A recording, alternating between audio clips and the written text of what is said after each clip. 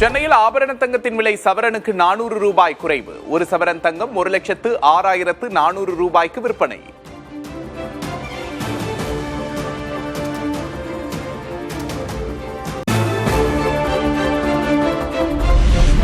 வெள்ளி விலை கிலோவுக்கு 5,000 ரூபாய் சரிவு. ஒரு கிலோ வெள்ளி 2,40,000 ரூபாய்க்கு விற்பனை.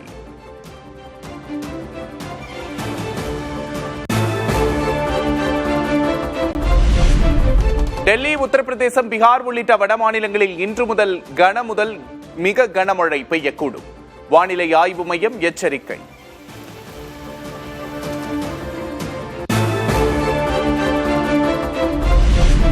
மும்பையில் கனமழையினால் நிலச்சரிவில் ரயில் சேவை பாதிப்பு. வரும் 17ஆம் தேதி வரை தொலைதூர ரயில்கள் ரத்து.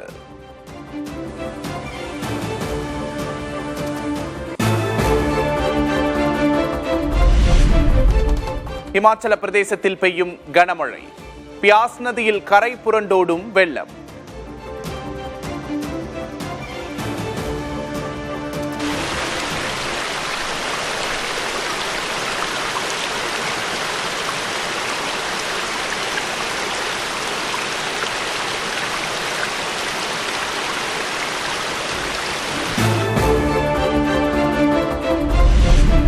ஒரே வாரத்தில் 90% உருகிய அமர்நாத் குகை கோவில் பனிலிங்கம். காலநிலை மாற்றமே இந்த நிலைக்கு காரணம் என எச்சரிக்கும் சுற்றுச்சூழல் ஆர்வலர்கள்.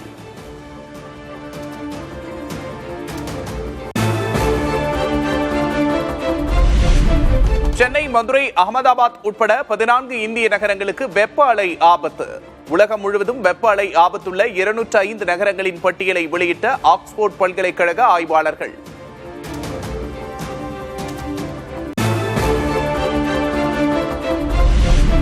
தமிழ்நாட்டில் ஒரு வாரத்துக்கு மழை பெய்யக்கூடும். சென்னை வானிலை ஆய்வு மையம் கணிப்பு.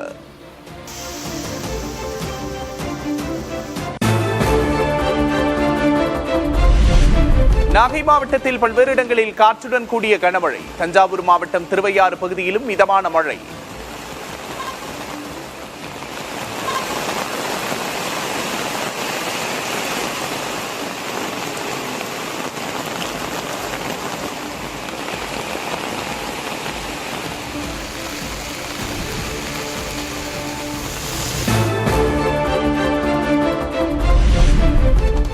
திருவாரூர் மற்றும் மயிலாடுதுறை மாவட்டங்களில் பரவலாக மழை. சில இடங்களில் சூறைக்காற்றுடன் பெய்த மழை.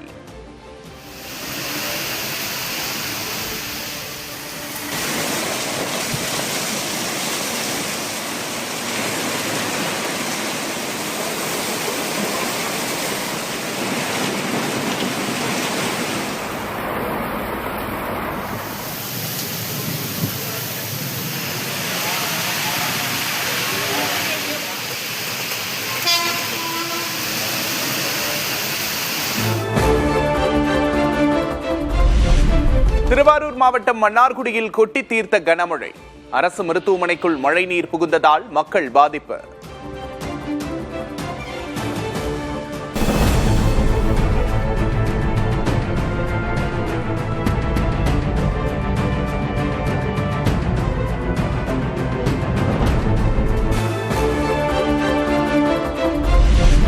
கோவை எட்டிமடை அருகே திடீர் நிலச்சரிவு. பெரும் சத்தத்தோடு மண் சரிவு ஏற்பட்டதால் மக்கள் அச்சம்.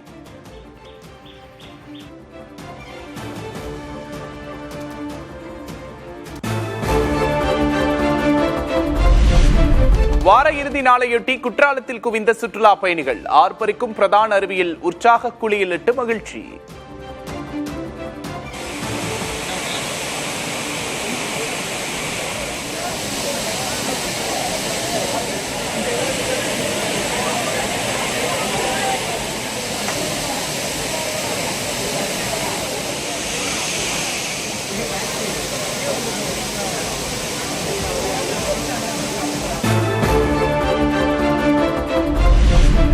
சென்னையில் இரவு நேரங்களில் தொடரும் மின்தடை. இரவில் நிம்மதியாக தூங்க முடியவில்லை என்று மக்கள் ஆவேசம்.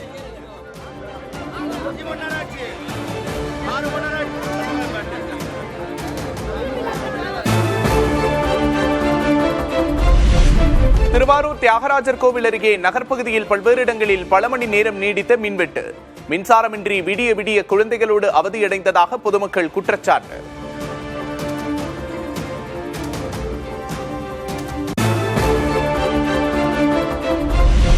சுதந்திர போராட்ட வீரர் மாவீரன் அழகுமுத்துக்கோனின் 269வது பிறந்தநாள். சென்னை எழும்பூரில் உள்ள சிலைக்கு தமிழக அரசின் சார்பில் மரியாதை செலுத்திய அமைச்சர்கள்.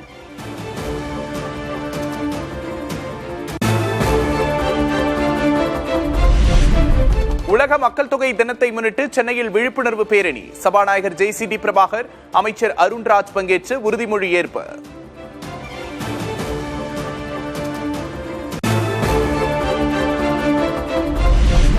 பாஜக எதிர்ப்பில் திமுக தவேக இணைவதில் என்ன தவறு இருக்கிறது? விசிக தலைவர் திருமாவளவன் மீண்டும் கேள்வி. கூட்டணிக்காக சேர சொல்றோம், எலெக்ஷனுக்காக சேர சொல்றோம். அதை நீங்க எப்படி சண்டை பண்ணுவோம், சண்டை போட்டுங்க, பிரச்சனை பண்ணுவோம் பண்ணீங்க. ஆனா பிஜேபியை எதிர்க்கணும் போது டிவிக்கு என்ன சொல்றாங்க? எங்க கொள்கை எதிரின்றாங்க. ஓகே. டிஎம்கே என்ன சொல்றாங்க? இவ்வளவு நாளா நாங்க எதிர்த்துட்டு இருக்கோம், தொடர்ந்து எதிர்ப்போன்றாங்க. இந்தியா பிளாக் என்ன சொல்லுது? அவங்களை எதிர்ப்பது தான் அரசியலுங்குது. அப்ப ஏன் இவங்க ஒரே அணிக்கு வரக்கூடாது? இதுதான் திருமாவளவன் எழுப்புகிற கேள்வி.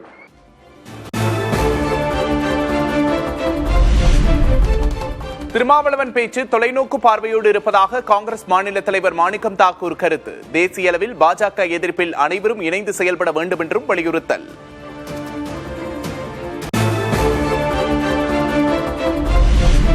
இந்தியாவில் 39 மருந்துகளுக்கு புதிய சில்லறை விலையை நிர்ணயம் செய்தது மத்திய அரசு. நிர்ணயிக்கப்பட்ட விலையை விட கூடுதலாக விற்க மருந்து நிறுவனங்களுக்கு அனுமதி இல்லை என்று அறிவிப்பு.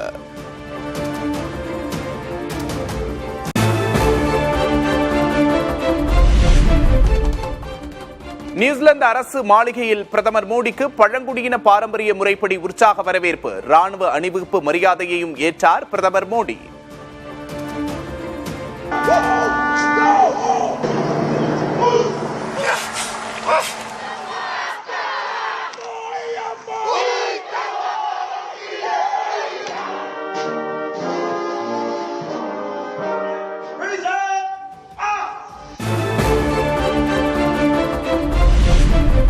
ஆக்லாந்தின் புகழ்பெற்ற ஸ்கை டவர் இந்திய தேசிய கொடியின் மூவர்ண நிறங்களில் ஒளிர வைக்கப்பட்ட காட்சி.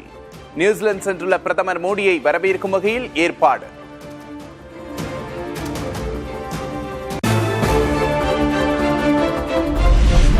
இந்தியா நியூசிலாந்து வர்த்தகத்தை 4 ஆண்டுகளில் இரட்டிப்பாக்கி 35,000 கோடி ரூபாயாக உயர்த்த முடிவு. இரு நாட்டு பிரதமர்கள் சந்திப்பில் பாதுகாப்பு, கடல்சார் ஒத்துழைப்பு உள்ளிட்ட 10 ஒப்பந்தங்களும் கையெழுத்து.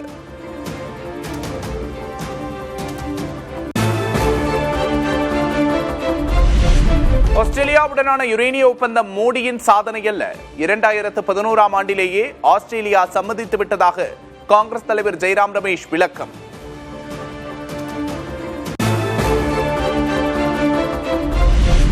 ஹைட்ரஜன் எரிபொருளில் இயங்கும் இந்தியாவின் முதல் ரயில் சேவையை வரும் 17ஆம் தேதி தொடங்கி வைக்கிறார் பிரதமர் மோடி. முதற்கட்டமாக ஹரியானாவின் ஜிந்த் சோனிபட் வழித்தடத்தில் மணிக்கு 75 கிலோமீட்டர் வேகத்தில் இயக்க முடிவு.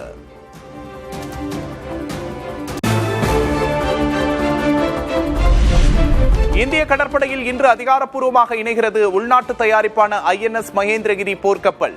வான்வழி, தரைவழி மற்றும் நீர்மூழ்கி தாக்குதல்களை முறியடிக்கும் திறனால் கடற்படையின் வலிமை அதிகரிக்கும் என்று ராஜ்நாத் சிங் பெருமிதம்.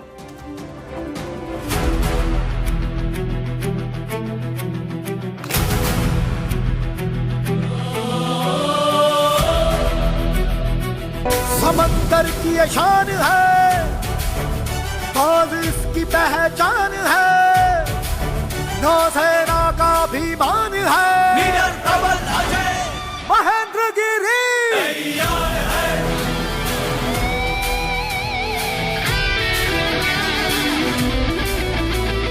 ये रण शौर्य की आगाज है।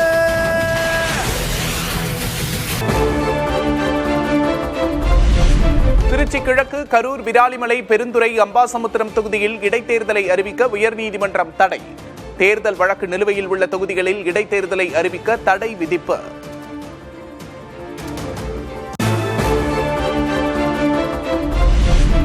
தேர்தல் வழக்கு நிலுவையில் உள்ள தொகுதிகளில் இடைத்தேர்தல் அறிவிக்க தடை கோரிய வழக்கு ஜூலை 31க்குள் பதிலளிக்க தேர்தல் ஆணையம், மத்திய அரசு, சட்டமன்ற செயலர், முதல்வர் விஜய்க்கு உயர்நீதிமன்றம் நோட்டீஸ்.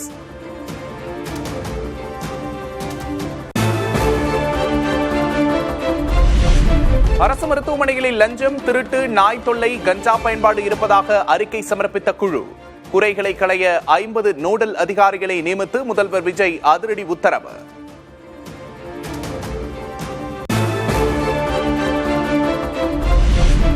எவ்வளவு உயரத்துக்கு சென்றாலும் சில காயங்களை மறக்க முடியாது என உரையை தொடங்கிய முதல்வர் விஜய், கரூர் சம்பவம் அதிக வலியை தந்ததாகவும் மக்கள் சந்திப்பு நிகழ்ச்சியில் வேதனை.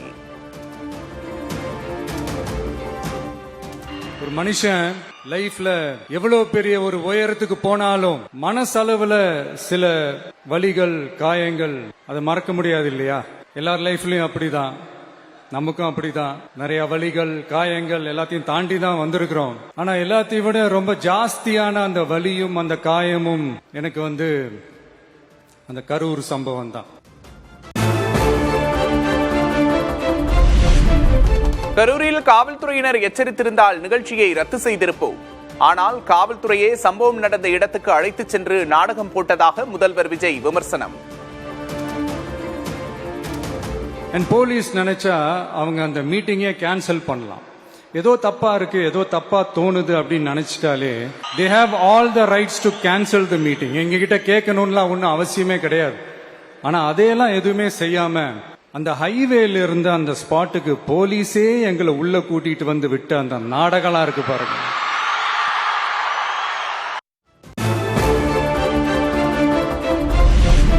அரசியல் வியாபாரம் செய்வதற்கான வெண்டிங் மிஷினே திமுக தான் என்று முதல்வர் விஜய் குற்றச்சாட்டு. தங்கள் நிலையை மறந்துவிட்டு தாவேகாவை வாஷிங் மிஷின் என விமர்சனம் செய்வதாகவும் பேச்சு.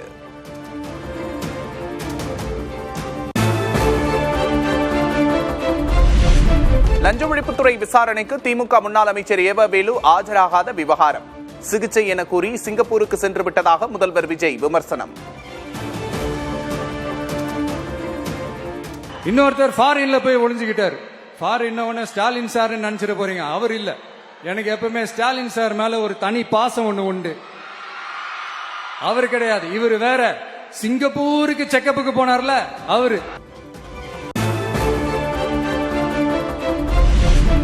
தான் நடித்த வேட்டைக்காரன் படத்தின் பாடலை பாடி கரூரில் செந்தில் பாலாஜியை மறைமுகமாக விமர்சித்த விஜய், வேட்டைக்காரனை கண்டு அஞ்சி ஓடுவதாகவும் சாடல். கொள்ளைய அடிச்சதுனாலதான் உங்க கரூர் கம்பெனி ஓனர் ஒருத்தர் எங்க இருக்காருன்னே தெரியாம ஓடு ஓடு ஓடு ஓடு ஓடு ஓடு ஓடு ஓடு வராம் பாரு வேட்டைக்காரன் ஓடினே இருக்கிறாரு. இன்னொருத்தர் ஃபாரின்ல போய் ஒளிஞ்சுக்கிட்டார். சிங்கப்பூருக்கு செக்கப்புக்கு போனார்ல அவரு.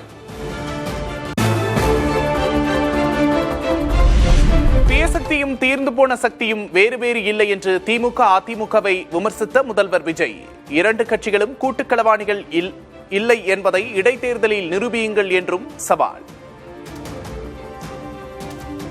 இந்த தீய சக்தி திமுக எங்க போய் நிக்குது, யார் கதவை தட்டிக்கிட்டு நிக்குது, அது உங்களுக்கே நல்லா தெரியும். மக்களே, இந்த தீய சக்தியும் தீந்து போன சக்தியும் வேற வேறலாம் இல்ல, கூட்டுக்களவாணிங்க. சொல்ல முடியுமா அவங்களால? எங்களுக்குள்ள ஒட்டும் இல்ல, உறவும் இல்ல, அறிவிக்க முடியுமா, நிரூபிக்க முடியுமா? இந்த வரப்போற இடைத்தேர்தல் அதை நிரூபிச்சு காட்டுங்க.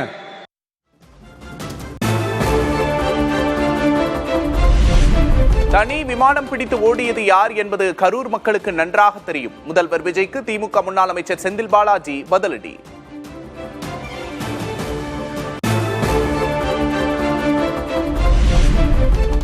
இடைத்தேர்தலுக்காகத்தான் முதல்வர் விஜய் கரூருக்கு சென்றதாக திமுக முன்னாள் அமைச்சர் சிவசங்கர் குற்றச்சாட்டு.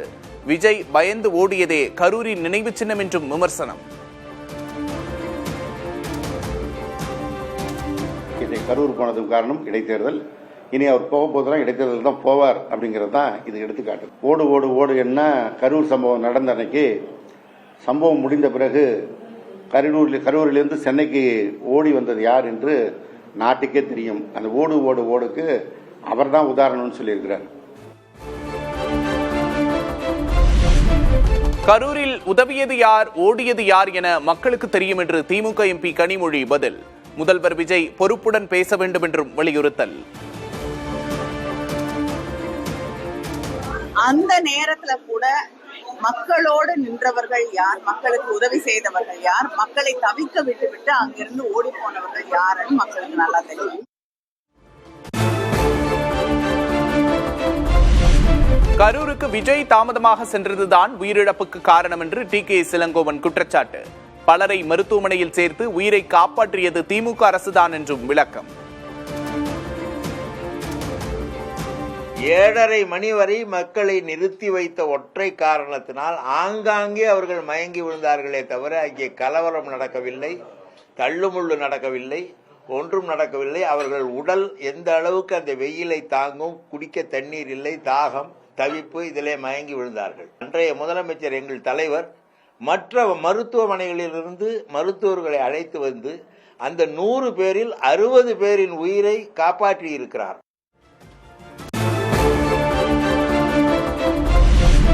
முதல்வர் விஜய் பேசக்கூடாத மொழியில் பேசுவது வெட்கக்கேடு என்று அதிமுக கண்டனம். திமுகவின் கூட்டணி கட்சிகளை இழுத்து கூட்டு களவாணித்தனம் செய்து ஆட்சியில் அமர்ந்திருப்பது யார் என்றும் கேள்வி.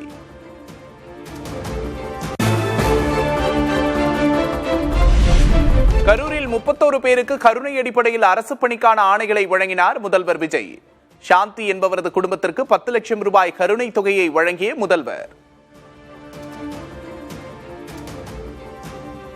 அவர் எங்களாலையும் பேச முடியல, அவராலையும் பேச முடியல. அவரும் அழுதார், நாங்களும் அழுதோம். இதுதான் நடந்தது. வீடு ஏற்பாடு பண்ணி தரமா, உங்களை பார்த்துக்கிறவங்களுக்கு நான் ஏதாவது வேலையில் நான் எம்பட சார்பாக நான் உங்களுக்கு எல்லாமே செய்கிறேமான்னு சொல்லிடுறேன். அழுதுட்டாருங்க சார், திரும்பி அழுதுட்டாருங்க சார். அது அப்புறம் ரொம்ப ஃபீல் பண்ணாருங்க சார். அது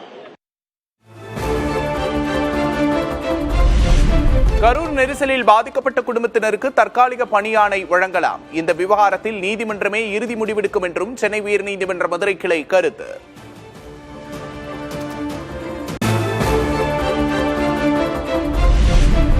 தாவேகா நிகழ்ச்சி என்று பார்க்காமல் உயிரிழந்தவர்களின் குடும்பத்துக்கான உதவி என பார்க்க வேண்டும். கரூரில் 31 பேருக்கு அரசு பணி வழங்குவது குறித்து திருமாவளவன் கருத்து. இதை ஒரு கட்சி சார்ந்தவர்கள் என்று பார்ப்பதை விட பாதிக்கப்பட்டவர்களுக்கு அரசு உதவ வேண்டும் என்கிற ஒரு பார்வை முக்கியமானது. ஆகவே தமிழ்நாடு அரசு அவர்களுக்கு மட்டுமில்லாமல் இதுபோல பாதிக்கப்படுகிற யாருக்கும் அரசு பணி வழங்குவது என்பதை ஒரு நடைமுறையாக கொண்டு வருவது நல்லது என்று நான் கருதுகிறேன். கரூர் நெரிசலில் உயிரிழந்தோரின் குடும்பத்தினருக்கு அரசு வேலை வழங்கியதில் முதல்வரின் சுயநலம் இருக்கிறது. பணம் கொடுப்பது மட்டும் லஞ்சம் அல்ல, வேண்டியவர்களுக்கு உதவி செய்வதும் ஒரு வகை லஞ்சம்தான் என்று நயினார் நாகேந்திரன் விமர்சனம். அதாவது பணம் கொடுக்கறது மட்டும் ஒரு லஞ்சமா சொல்ல முடியாது. தனக்கு வேண்டியவர்களுக்கு உதவி செய்தாலே அது லஞ்சம் தான். அதனுடைய அடிப்படையில் முதலமைச்சர் ஜோசப் விஜய் இவருடைய கூட்டத்திற்கு வந்தவர்களுக்கு மட்டும், இறந்தவர்களுக்கு மட்டும் அந்த வேலையான வாங்கியிருப்பதும் ஒரு வகையில் லஞ்சம் தான்.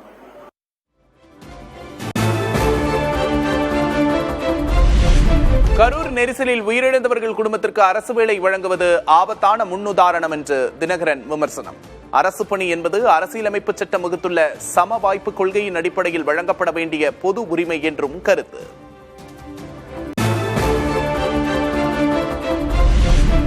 கரூரில் 850 கோடி ரூபாய் முதலீட்டில் அமைகிறது தோல் அல்லாத காலணி தொழிற்சாலை. அடிக்கல் நாட்டினார் முதல்வர் விஜய்.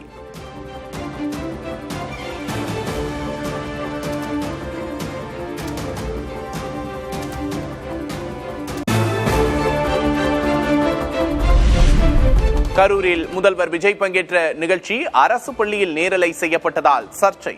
திமுக, பாஜக, நாம் தமிழர் உள்ளிட்ட கட்சிகள் கடும் கண்டனம்.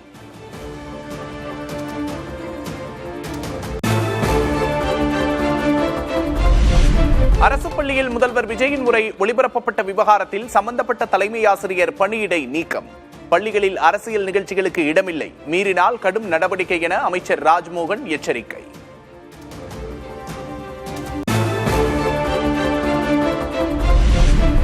ஹுண்டாய் கப்பல் கட்டும் நிறுவனம் ஆந்திராவோடு பேச்சுவார்த்தை நடத்தியுள்ளது. ஹுண்டாய் முதலீட்டை தமிழ்நாடு விட்டு வெளியே போகும் சூழல் உள்ளதாகவும் எடப்பாடி கே. பழனிசாமி அறிக்கை.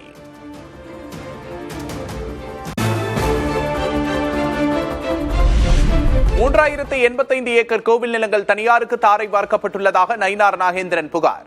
25,000 கோடி ரூபாய் மதிப்புள்ள கோவில் சொத்தை தாரை வார்க்க முதல்வருக்கு என்ன அதிகாரம் உள்ளது என்றும் கேள்வி. இந்த 3085 ஏக்கரையும் பட்டா நிலத்தை, கோயிலுக்கு சொந்தமான நிலத்தை இன்னைக்கு பட்டா போட்டு கொடுத்திருக்கான்ற செய்தி வந்திருக்கிறது.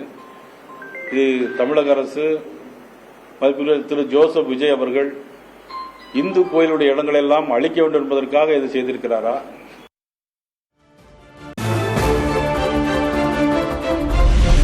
கரூரில் கோவில் நிலத்தை பட்டா போட்டு வழங்கியதில் விதிமீறல் இல்லை.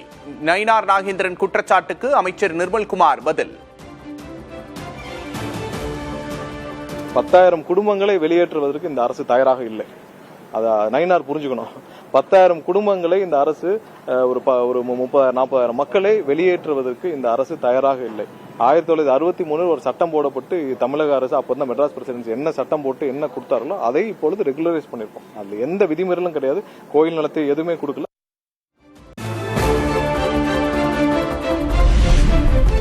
சென்னையில் விதிமீறல் கட்டிடங்கள் மீது உடனுக்குடன் நடவடிக்கை எடுக்க குழு அமைப்பு. தொடர் நடவடிக்கை எடுத்து அறிக்கை சமர்ப்பிக்குமாறு மாநகராட்சி ஆணையர் உத்தரவு.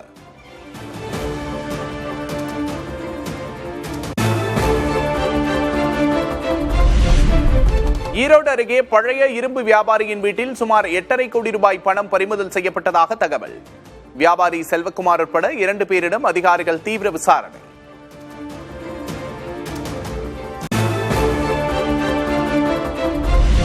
ஈரானை தாக்க 1000 ஏவுகணைகள் தயார் நிலையில் இருப்பதாக அமெரிக்க அதிபர் டிரம்ப் எச்சரிக்கை.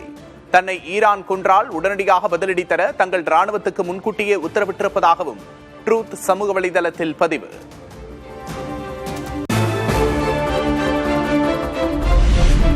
மத்திய கிழக்கில் மீண்டும் பதற்றம் ஏற்பட்டுள்ள சூழலில் கத்தாரோடு பாகிஸ்தான் பிரதமர் ஷபாஸ் ஷெரீப் பேச்சு. பிராந்தியத்தின் அமைதி பொருளாதார செழிப்புக்கு துணையாக இருப்பதாகவும் உறுதி.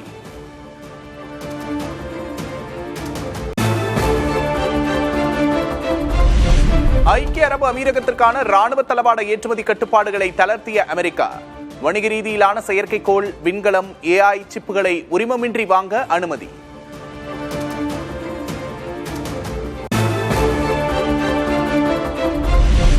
விழுப்புரம் அருகே பிடாகத்தில் அடுத்தடுத்து 3 கார்கள் ஒரு லாரி மோதி விபத்து.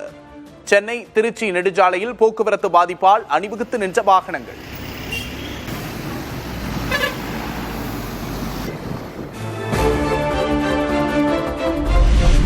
தண்ணீருக்காக பவானி ஆற்றங்கரை பகுதியில் உலாவரும் யானை கூட்டம்.